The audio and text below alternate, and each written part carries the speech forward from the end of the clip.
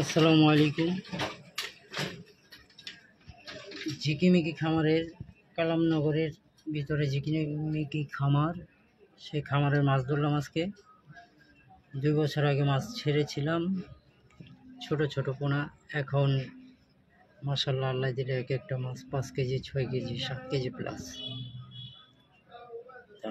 যারা বেকার ঘোরাফেরা করছেন, টাকা আছে, কোনো কিছু করতে পারতেছেন না, আপনাদের উদ্দেশ্যে একটা কথা বলি।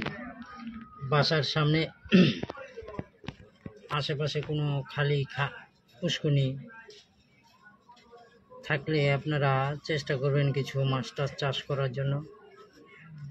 বছর খানির ভিতরে হয়তো আপনাদের অনেক একটা সাফল্যম্বী দেখা যাবে, কিন্তু